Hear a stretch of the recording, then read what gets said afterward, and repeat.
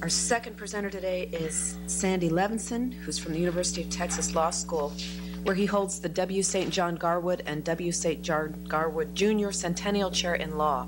He has visited at Harvard, Yale, New York University, and Boston University law schools, as well as the law faculties at, well, lots of other universities in Europe here. To cut to the chase, he is the author of Constitutional Faith, which won the Scribes Award, and his paper for us today is autobiographical notes of a Jewish law professor. Which is not a paper, I should say. I too want to express my gratitude to Mark and Suzanne. And when Suzanne asked me, I did explain that in many ways I think I've said almost all that I have to say about the central topic in two pieces that in fact were published in the Cardozo Law Review some years ago. One of them identifying the Jewish lawyer, reflections on the professional identity, and a second book review of Bo Burt's book on Justices Frankfurter and Brandeis, in which his book is Two Jewish Justices. My review is Who is a Jew, and in parentheses, is justice.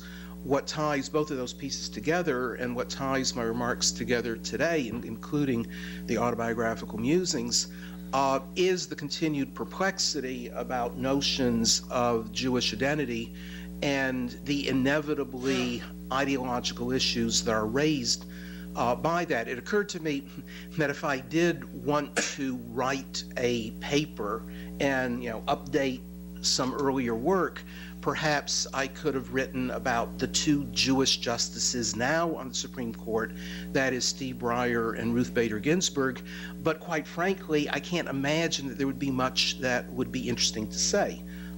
You look at both Brandeis and Frankfurter, to whatever degree either would be defined as a Jewish justice in some sense. Felix Frankfurter notably left the synagogue, I think when he was 16 or so, never to return, though he did ask famously, I think it was Max Friedman to say, Lou Henkin to say Kaddish for him.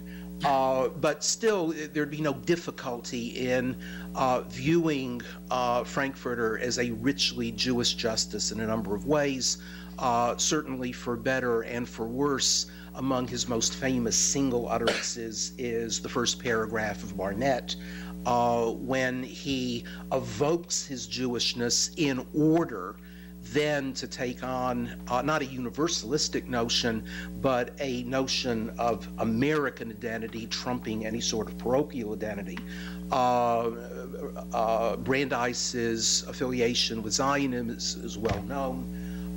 You look at Breyer and Ginsburg, and frankly, I would be perplexed to figure out anything interesting to say about either of them in being richly Jewish, though it's interesting that the current court, as somebody who is a court watcher on occasion, it's interesting that the current court has no, I think it's fair to say, mainstream Protestants on it. It has 5 Catholics, 2 secular Jews, and 2 basically secular Protestants. But the great American Protestant religions of my youth are nowhere represented on the Supreme Court, and I think that is a very, very interesting statement about American political sociology. But I say I don't know exactly what you would discover about Judaism if you did any close analysis of Breyer and Ginsburg, and say I'm not interested in doing that. The point of the identifying the Jewish lawyer paper, I refer to it as my Sandy Koufax paper, because it begins with an evocation of the greatest Jewish ball player in history, that is Sandy Koufax, and what gave him, or it gives him this title, is that he refused to pitch the opening game of the World Series on Yom Kippur. And every Jewish kid of a certain age, and I gather maybe even unto the next and even the next generation after that, knows of the great Koufax. and his embrace of his Jewish identity over his Dodger identity when it really counted. But the thrust of this piece, it goes on to ask the question of would there be any interesting sense, or indeed non-offensive sense, in which you would say, well, what really made Sandy Koufax great is that he pitched like a Jew. And I assume the answer is no. That I assume what got him into the Hall of Fame is that he mastered certain mechanics of pitching that had literally nothing whatsoever to do with his being Jewish. And so, I offer a variety of ways of getting at the notion of identifying somebody as a Jewish lawyer. One way is simply being born of Jewish parents, and another way would be being minimally observant, as Koufax was. Another way, and this was part of what was very interesting about last night, lawyers like Mark Stern, or like Nat Lewin, who not only are quite literally visibly Jewish with regard to wearing the kippah, but also have devoted their lives to focusing on issues of particular interest to something describable as the Jewish community.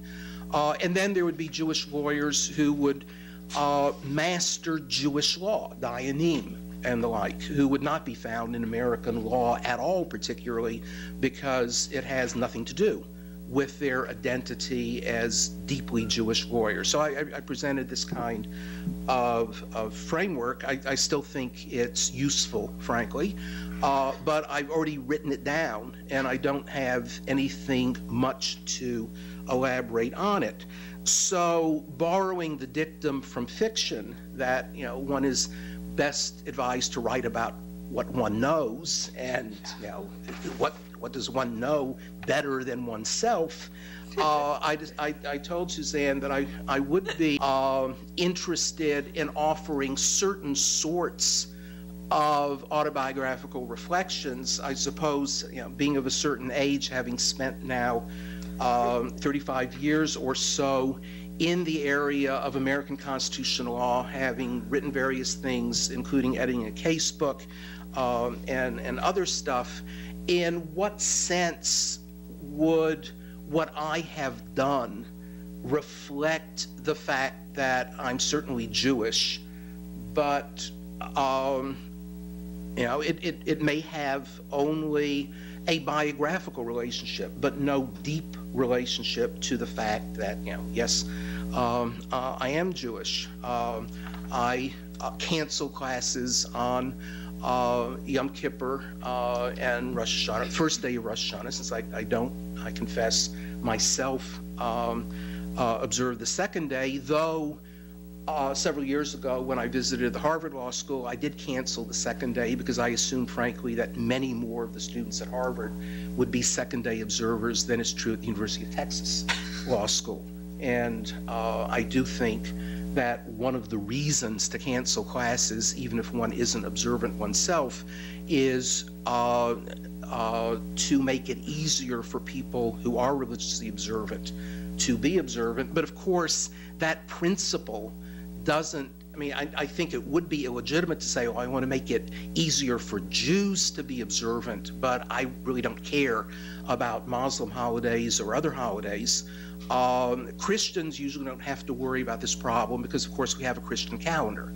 And I have to say, one of the things I enjoyed the year or the semester I taught at Hebrew University in Jerusalem is working under a Jewish calendar, so that everything started late. Everything started late, and I literally forgot that Christmas was occurring because it just was so completely not part of the consciousness, and other days were taken off. But in any event, I thought I would go through a number of episodes in which Jewishness may play a role, and then I'll leave it up to you as to whether it has anything interestingly causative to say, or whether this is nothing more than a random set of the kind of autobiographical observations that any of us could give, but it doesn't add up to anything by way of saying, well, yes, this is what makes my take distinctively Jewish. Indeed, what I'd want to argue